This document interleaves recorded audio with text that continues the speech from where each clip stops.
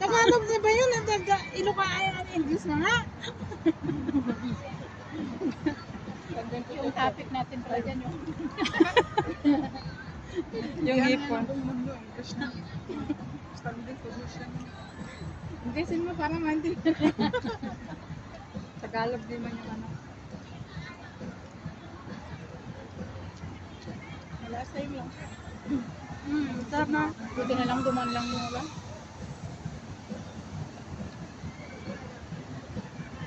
Sabi niyo ulan. Isa pa lang. Ayun. Ganda yung ganito lang din ay. Nandun kami pasok lang. Pero walang ulan. Sabi ko ulan na nga.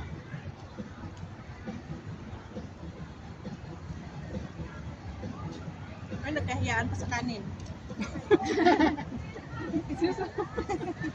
Ayaw ko na. Ibang dawak-dawak na. Nagkayaan pa. Busin na yan lahat. Para wala na tayong bitbit lumala. Hirap mong bitbit na. Kanyin pa doon mo. Malamig yung ano yun. Hindi. Kasi ito 5 piraso Ayaw limang mo bigat ng dala mo. Hmm? O di, hindi mamalamig. Oo, hindi mo lang.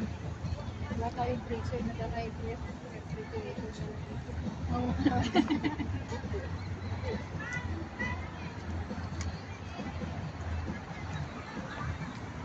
Yung pala ito hanggang dito na hindi pa ako napunta dito. Doon lang. Dito naman yung manok. Ang daming manok. Yung kanina doon. Minuli nga namin yung isa. Yan pala. Yan na. Kaya pala malasa. Iba yung lasa ng manok na yan. Ano? Oh, nitinoy na. Ah, meron pa. Sarap yan. Magbitbit ka na. Aboy ang gulay. Gusto nyo yan? Walang magbitbit. Ang magbit-bit.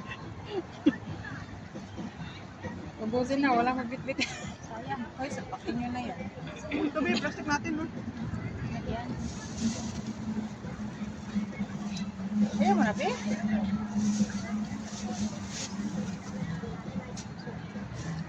Be, Papakinayin ba eh. sabayan mo ako. Huwa.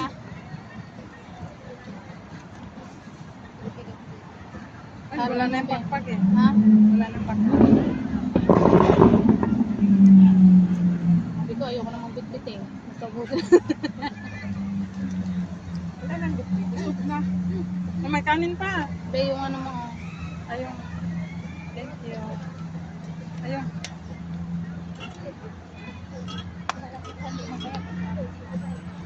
May uyog-yug yan mamaya pag naglakad ka. Kaya,